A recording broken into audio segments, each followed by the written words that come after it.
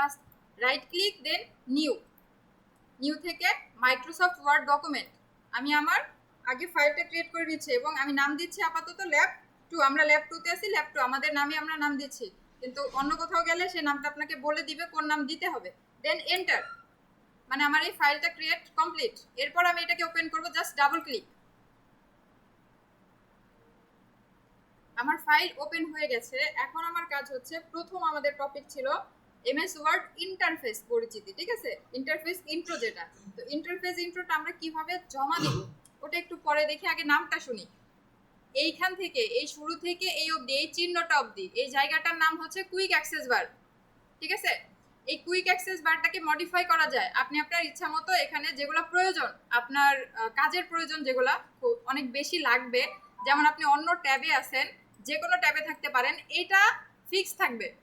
আপনার এমন কোনো টুলস লাগতে পারে যেটা সব ট্যাবে গেলে আপনার প্রয়োজন। আপনি এমন একটা ডকুমেন্ট করতেছেন যে ডকুমেন্টে আপনার নিউ, এই মানে নতুন করে আরও একটা ডকুমেন্ট নেওয়া প্রয়োজন, বা এই কি বলেন, এই ড্র টেবিল, এই অপশনটা প্রয়োজন। তো আপনি ক্লিক মার্ক করে দেন, এখানে ড্র টেবিল এটা চলে আসছে। আপনি যেই ট্যাবেই যান ওইটা ওখানে থাকবে ফিক্স, মানে এখান থেকে নিয়ে সহজে আপনি কাজটা করতে পারবেন।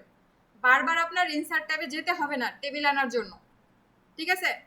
তো আমরা কুইক অ্যাক্সেস বারে কোন টপিকগুলো রাখবো, যেগুলো আমার সবচেয়ে বেশি লাগবে, আমার যেই ডকুমেন্টটাই করি ওই ডকুমেন্টের প্রয়োজনে সবচেয়ে বেশি লাগবে, আমি যেই ট্যাবে যাই না কেন আমার সবচেয়ে বেশি লাগবে এমন কোনো টপিক যা আছে এখান থেকে টিক মার্ক করে দিব।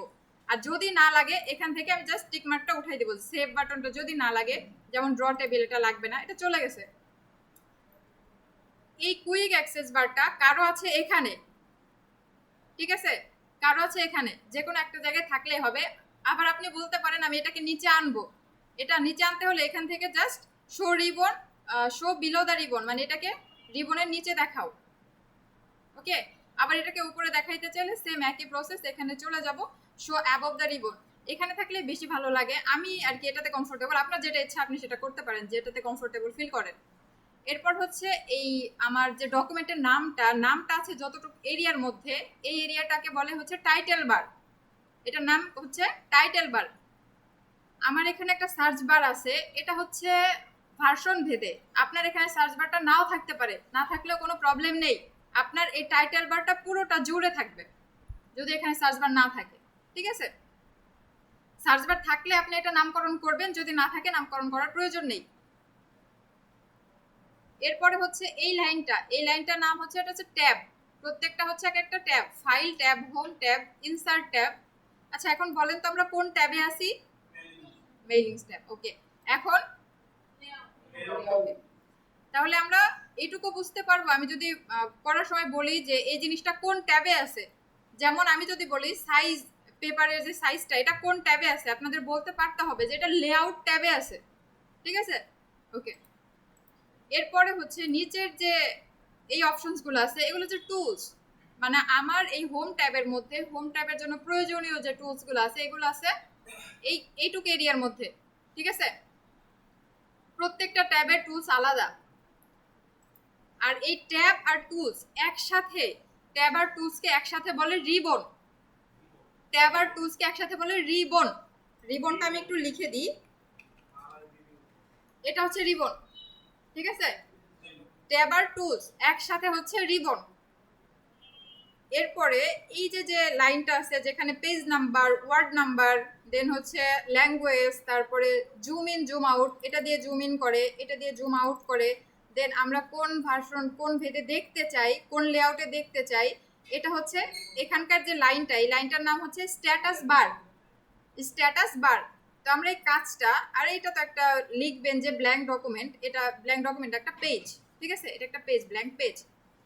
আমরা যখন কাজ জমা দিব, কাজটা কিভাবে জমা দেবো এটা একটু দেখি। সবার লাইট শট আছে, আমি লাইট শটটা ওপেন করে নিই, এখান থেকে এরিয়া সিলেক্ট করি, করার পর এখান থেকে আমি মার্কিং করব, এখান থেকে এতটুকু ছিল আমার কুইক অ্যাক্সেস বার, দেন এখান থেকে এতটুকু, আমার ক্ষেত্রে এতটুকু টাইটেল বার, বাট আপনার পুরো এরিয়া জুড়ে থাকতে পারে, এই অবধি থাকতে পারে, আপনার থাকলে আপনি পুরোটাই মার্কিং করবেন। দেন আমার আছে এখানে সার্চ বার, আপনার থাকতেও পারে নাও থাকতে পারে, ঠিক আছে। এরপরে হচ্ছে আমাদের ট্যাব, তারপর হচ্ছে টুলস, আপনি এভাবে মার্কিং করে এরপর কাজটা আমাকে জমা দিবেন এবং লিখে দিবেন নিচে কোনটার নাম কি।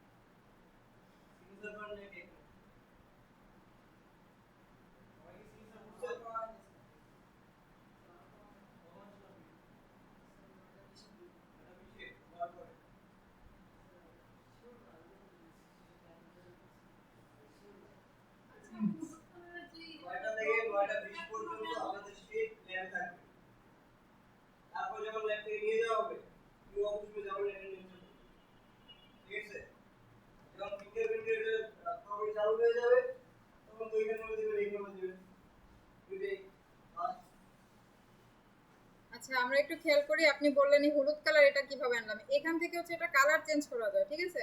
আপনি যে কোনো একটা কালারে নিতে পারবেন। এখান থেকে কালার সিলেক্ট করে এখান থেকে ওকে, এরপর হচ্ছে এই বক্সটা আপনাকে সিলেকশন থাকতে হবে। এই বক্সটা সিলেক্ট থাকলে আপনি যে কোনো জায়গায়, এটা কিন্তু বাড়তি দেখাচ্ছি, ওই যে উনি পারে না ওনার জন্য, এটা কেউ আবার বলবেন এটা কি মার্কিং করতেছি, এটা কিছু মার্কিং করতেছি না, জাস্ট দেখাইতেছি। ওকে, এটা হচ্ছে এখান থেকে বক্স সিলেক্ট করে দিছি, বক্স হয়েছে। দেন এই অ্যারো বাটনটা আমি সিলেক্ট করে দিছি, তাই অ্যারো বাটনটা হয়েছে। আমি যে কালারটা এখানে রাখবো ওই কালারেরই হবে। আমি এখানে ইয়েলো কালার ছিল, এজন্য ইয়েলো কালার হয়েছে। এটা ইয়েলো কালার দেওয়ার কি কারণ এটা জিজ্ঞাসা করতে পারেন। এটা হচ্ছে ট্যাব আর টুল মিলে, ট্যাব আর টুল মিলে তো রিবন, তো এটাকে তো আমার অন্য একটা কালার দিয়ে মার্কিং করতে হবে, তাই না? এজন্য আমি অন্য একটা কালার নিছি, জাস্ট কালার নেওয়ার জন্য নিছি। আপনি যে কোনো কালার নিতে পারেন। আচ্ছা, এই মার্কিং করার পর আমরা যে টেক্সট এটা লিখতে পারি, মেবি না পারলেও আমি দেখে নিই, এটা ক্লিক করে দেন এখানে লিখে দিব। জাস্ট এটা আমার হচ্ছে রিবন হচ্ছে মার্কিং করা, তো আমি এখানে লিখবো RIBBON রিবন, ঠিক আছে? এভাবে আপনার প্রত্যেকটা বারটা লিখে দিবেন কোনটার নাম কি। আপনার কাজ হচ্ছে এভাবে এই পেজটা করে এটা সেভ করে দেন আপনি স্ক্রিনশটটা জমা দিবেন। এটার টপিক হবে MS ওয়ার্ড ইন্টারফেস ইন্ট্রো, ঠিক আছে? শুধু ইন্টারফেস লিখেন, ওই পর্যন্তই লিখেন, তাতেও হবে, সমস্যা নেই। শুধু MS ওয়ার্ড ইন্টারফেস লিখেন, তাতেও হবে। এইটুকুতে আর কারো কোনো প্রবলেম হবে? ওকে, আমি এটা ক্লোজ করতে পারি? ঠিক আছে, এটুকু আগে শেষ করবেন, তারপর অন্য একটা। আচ্ছা শেষ করেন আগে এটুকু।